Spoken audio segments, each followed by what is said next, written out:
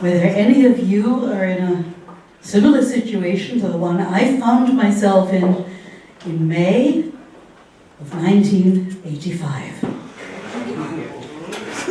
42 years old, freshly divorced, looking forward to being out of the cage, and faced with the question that so many people are faced with: what now? Go to work every morning, come home at night, cook, watch television, read a book, drink, maybe not. But what am I going to do with the rest of my life? Can any of you relate to that? This question, in the middle of your life, what's left for me? And I was really hopeful. I thought there would be something, but I couldn't think what. Until I remembered a conversation that I'd had with my mother many years before, when I was still married. And I think at this point I should say I married a wonderful man, a really wonderful man, and we are still very good friends. So I don't want anyone to think that I'm putting him down. I just didn't want to be married. I didn't like it. And I remember saying to my mother, yes, I know I used to play the guitar and I used to sing as a hobby, and I'm not doing it now because he gets jealous and he doesn't want me to go and get applause when he sits there and listens, and it's too difficult and it's too complicated and we have so many other things we want to do. But I have reserved music for the day when, God forbid, I should be on my own again. And here I was. And this kept going around in my head. I promised my mother that I would do it. I said I would do it. And I think I've got to do it. And do I want to do it? Well, yes, I suppose I do, but I've got a good job. And can you live by singing jazz, which was what I wanted to sing? And everybody said, no, you can't pay your bills with jazz. And I thought, you know what? I'm going to have a go. So one day, after my boss had annoyed me for about the 373rd time, I thought, what am I waiting for? I just went to the Employees Association, the Betriebsrat, and said, how soon can I finish and still keep my Christmas money? And they said, March. Finish at the end of March, 1st of April, first free day, you can keep your money. So it was November by that time. And I gave my boss my notice and said, end of March, I'm leaving. And I remember his face. He had once said to me, Naomi, you've got to choose between music and your job. Because I had been going around the clubs and staying up with the musicians and all-nighting it with them and going to eat with them and going on tour with them. I'd been having a wonderful time, but I did sometimes fall asleep in front of the teleprinter. Anybody here remember teleprinters? Yeah? Okay, a couple of you. For those of you that don't, it's the then version of email.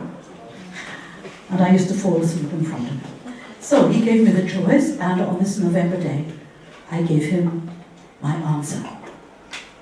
And his face was wonderful. He went absolutely white. Yay! I love that. And the last day of March, I will never forget it. It was one of those days when you sort of float around the place in a cloud of glory thinking, free.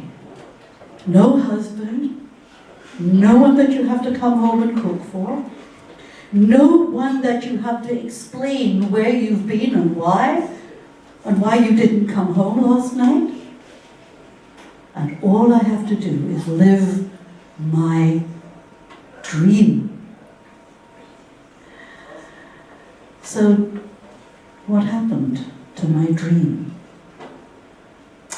I did start singing jazz. And did it pay the rent? No, of course not. Nobody can survive simply by singing jazz. So people were saying, well, you could get a job for a couple of days in the week. And I thought, oh no, wild horses will never drag me back into an office. I can't imagine going back into that smell, that atmosphere, that clock in, be there at the time your boss wants you to be there. I can't imagine it. So I started teaching. I didn't really want to, but I needed something to pay the rent with, so I started teaching. And it became an absolute passion. I found that I loved it. And gradually, it wasn't just singers that came. Sometimes actors came that wanted to be able to sing better, or that wanted to present themselves on stage better. And I enjoyed that too. And gradually I found that teaching and coaching was more fun than going on stage to sing.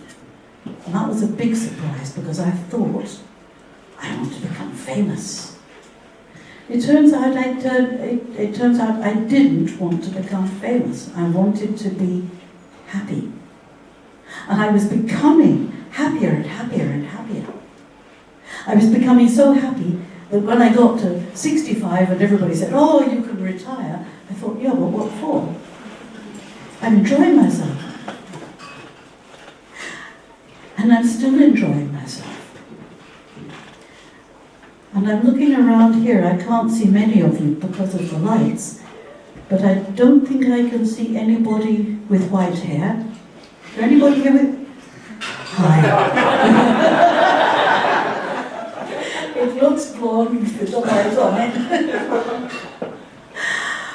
For those of you who are in the middle years and you're wondering what to do, should you stay in your job? Are you enjoying your job? Some people love their jobs. But if you're not enjoying it and you've got a dream and a vision and something you always wanted to do, just imagine getting to my age and having to look in the mirror and say,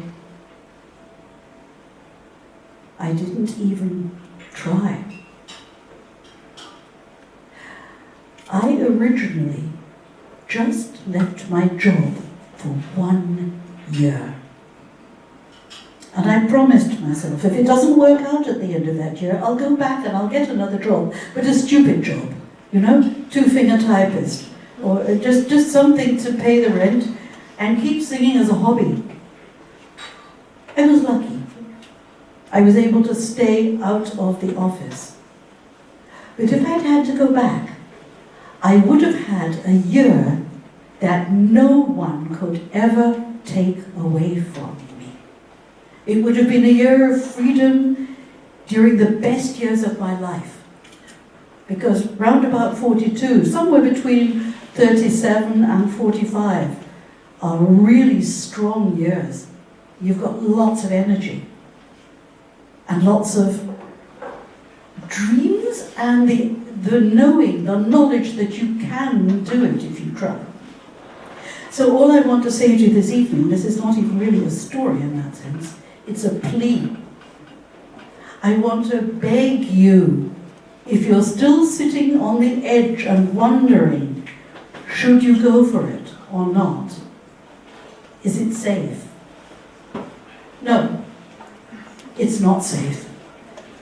But you know, the company that I worked for, 3 years later, they went bankrupt.